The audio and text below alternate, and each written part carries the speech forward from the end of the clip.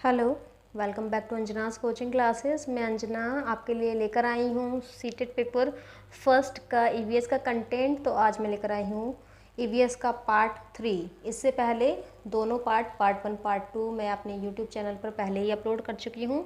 इस वीडियो के डिस्क्रिप्शन में आपको उन दोनों वीडियो का लिंक मिल जाएगा, तो आप जाकर ज़रूर देखिएगा, आपके लिए काफ़ी यूज़फुल होंगी। ओके, तो आइए चलते हैं। NCERT notes CVS for CTET preparation paper first part 3 है। मैं बता देती हूँ आपको, पार्ट 3 है। तो नंबर 1, हमारी पेट का पाचक रस एसिड की तरह होता है। ओके, अम्ल की तरह होता है। सेकंड, ओडिशा के कालाहांडी जिले में सबसे अधिक चावल पैदा किया जाता है। थर्ड, आंध्र प्रदेश में आम पापड़ को मामिड़ी तांड्रा कहते हैं। फोर्थ कुछ पौधे स्वयं अपने बीजों को धूल छिटक देते हैं। जैसे सोयाबीन की फलियां सूख जाती हैं तो चटक कर बिखरने लगती हैं। नंबर 5, शिकारी पौधे। कुछ ऐसे पौधे भी होते हैं जो चूहों, मेंढकों, कीड़े मकोड़ों और छोटे जीवों का शिकार करते हैं। इनमें नेपेंथिस सबसे ज़्यादा मशहूर है। यह ऑस्ट्रेलिया, इंडोनेशिया और भारत के मेघालय राज्य में पाया जाता है। इसका आकार घड़े जैसा होता है, जिसके ऊपर पत्ती का ढक्कन लगा होता है। घड़े से खास खुशबू निकलती है, जिसकी वजह से कीड़े खींचे चले आते हैं। पौधे के ऊपर पहुंचते ही कीड़े अंदर जाते हैं और बाहर ही नहीं निकल पाते। नंबर 6, वेलक्रो बनाने का आइडिया जॉर्ज मेस्ट्रल को 1948 में आया। वेलक्रो से दोनों सतह चिपक जाती हैं और खुलने पर चरचर की आवाज़ होती है। वेलक्रो बस्ते में, कपड़े में, जूते, पट्टे आदि में इस्तेमाल किया जाता है। नंबर 7, मिर्ची पुर्तगाल देश के व्यापारी दक्षिण अमेरिका से भारत लाए थे। भिंडी और कॉफ़ी अफ्रीका से आई है। चाय भारत में, असम में होती है। चीन से सोयाबीन आया है। कुछ देसी सब्जियों के भी नाम हैं, जैसे कि बैंगन, मूली, सेम, करेला, आम, संतरा, बेर, केला, पालक, परवल, टिंडा और मेथी। ये देसी सब्जियां हैं, इंडियन ही हैं। नंबर 12, घड़सी सर 650 साल पुराना है। सर यानी तालाब, इसे जैसलमेर के राजा घड़सी ने लोगों के साथ मिलकर बनवाया था। यहाँ पर 9 तालाब एक दूसरे से आपस में जुड़े थे। अल बरूनी जिस देश से आए थे उसे आजकल उज्बेकिस्तान कहते हैं।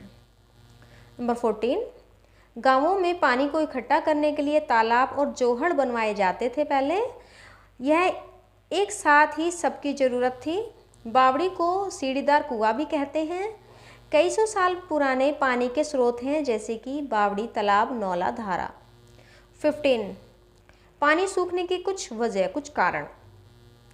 मोटर लगाकर ज़मीन का पानी निकाला जाना। तालाब में बारिश का पानी इकट्ठा होता था, अब तालाब ही नहीं रहे हैं। पेड़ों के आसपास और पार्क में भी ज़मीन को सीमेंट से पक्का कर दिया गया है। तो इससे क्या हो गया, ज़मीन पक्की हो गई है, कच्ची नहीं है। कच्ची होती तो बारिश का पानी रिस कर अंडरग्राउंड वाटर में लेवल बढ़ा देता। ज़रूरत से ज़्यादा पानी का इस्तेमाल करने से भी वाटर लेवल जो है वो नीचे गया है। अच्छा, एक संघ है तरुण भारत संघ। यह क्या है, एक गैर लाभकारी पर्यावरण एनजीओ है और इसका जो हेडक्वार्टर है, मुख्यालय है, वो भीकमपुरा, अलवर, राजस्थान में है। 16, मृत सागर दुनिया का सबसे नमकीन सागर है। 1 लीटर पानी में 300 ग्राम नमक है।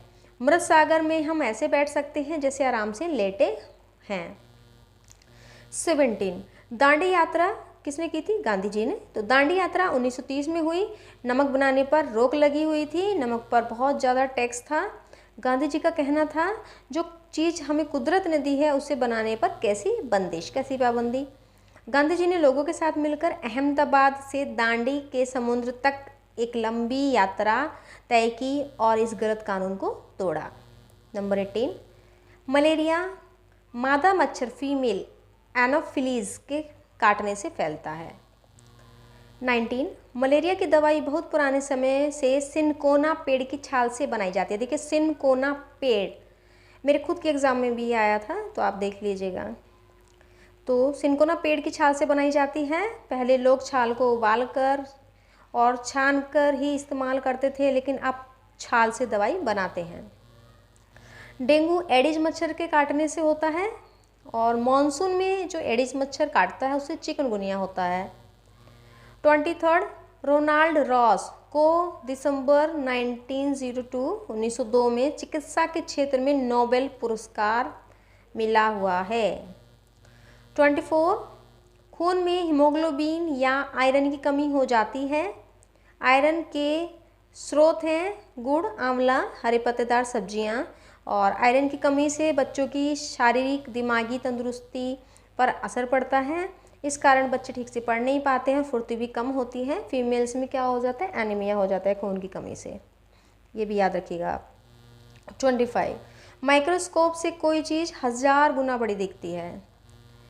नंबर 26 रॉक क्लाइंबिंग का सामान क्या क्या हो सकता है, खाने का डब्बा, पानी की बोतल, रस्सी, प्लास्टिक, शीट, डायरी, टॉर्च, तौलिया, साबुन, विंचटर, जैकेट, सीटी, ग्लूकोज, गुड़, चना और कुछ खाने पीने का सामान एक पिट्ठू बैग में।